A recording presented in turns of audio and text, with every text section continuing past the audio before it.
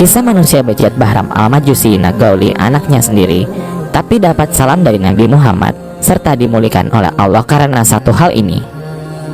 Diceritakan Bahram adalah seorang pendeta dari kaum Majusi yang penyembah api, namun beliau mendapat keistimewaan dari Allah, bahkan Rasulullah pun memberi salam kepadanya. Lantas bagaimana mungkin seorang pendeta dari kaum penyembah apa yang jelas-jelas telah mendoakan Allah atau musyrik malah mendapat ridho dari Allah dan dititipi salam oleh Rasulullah? Alkisah suatu malam ketika Syekh Abdullah bin Mubarak tertidur di Hijr Ismail setelah melakukan tawaf, beliau mimpi bertemu dengan Rasulullah. Setelah Abdullah bin Mubarak mengucapkan salam kepada baginda Nabi, Nabi berpesan untuk menyampaikan salam darinya untuk seorang penyembah api bernama Bahram dan Allah telah ridho kepadanya. Sesaat Abdullah bin Mubarak terperanjat, ia keheranan dengan mimpinya tersebut. Ia khawatir jika mimpi tersebut berasal dari setan. Padahal seperti yang banyak diketahui, setan tak akan bisa menyerupai baginda Rasulullah. Maka dari itu Abdullah bin Mubarak sangat keheranan. Ia pergi mengambil wudhu untuk kemudian tawaf lagi berulang kali sampai akhirnya ia kelelahan dan kemudian tertidur lagi. Abdullah bin Mubarak pun bermimpi yang sama persis seperti sebelumnya. Sampai akhirnya ia kebingungan, tidak mungkin seorang pendeta musyrik seperti Bahram mendapat salam dari Rasulullah dan mendapat ridho dari Allah. Karena rasa penasarannya yang besar, ia segera mencari orang yang bernama Bahram. Setelah berhasil bertemu dengan Bahram, Abdullah bin Mubarak pun langsung menanyakan perihal amalan yang dilakukan oleh Bahram sehingga mendapatkan kemuliaan. Bahram pun berkata, "Aku baru saja meminjamkan uang kepada orang dengan mengambil keuntungan. Aku merasa lebih baik dengan hal itu." Abdullah bin Mubarak pun berkata, "Itu adalah hal yang dilarang dalam agama Muhammad, termasuk salah satu dosa besar karena telah memakan riba. Adakah hal lain yang kau lakukan?" "Aku telah menikahkan 4 putra kandungku kepada 4 putri kandungku menggunakan tata cara Majusi dan kuundang seluruh kaum Nasrani," jawab Bahram. "Itu pun sangat dilarang dalam agama Muhammad. Lantas adakah lagi yang kau lakukan?" tanya Abdullah bin Mubarak semakin penasaran.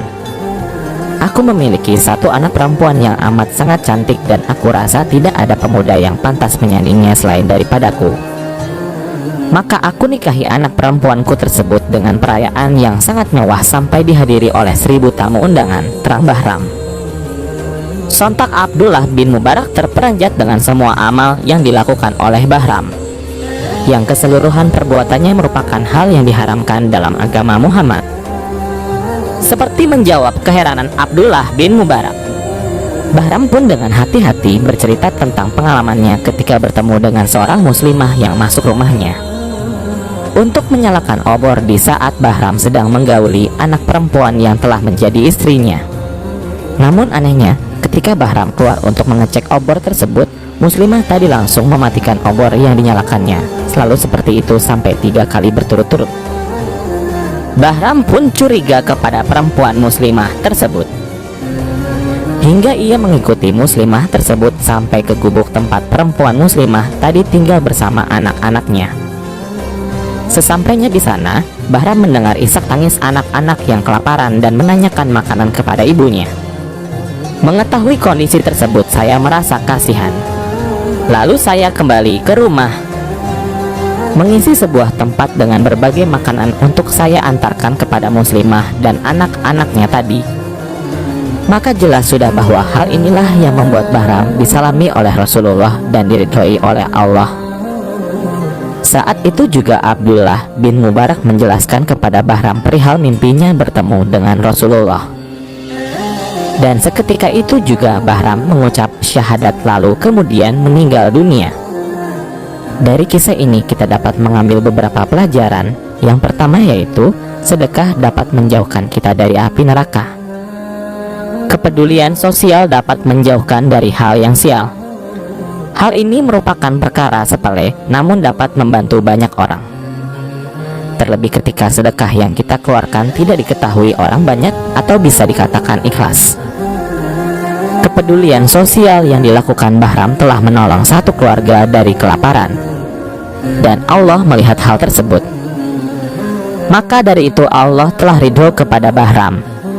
Kedua, seseorang yang jelas-jelas telah menduakan Allah atau musyrik tidak bisa kita katakan kafir jika ia wafat dalam keadaan muslim. Seperti layaknya Bahram, ia memang telah musyrik dan melakukan hal-hal yang diharamkan dalam agama Islam. Namun karena satu keikhlasannya, ia malah mendapat ridho dari Allah. Kita tidak pernah tahu amal mana yang membawa kita ke surga, dan kita tidak pernah tahu amal mana yang membawa kita ke neraka.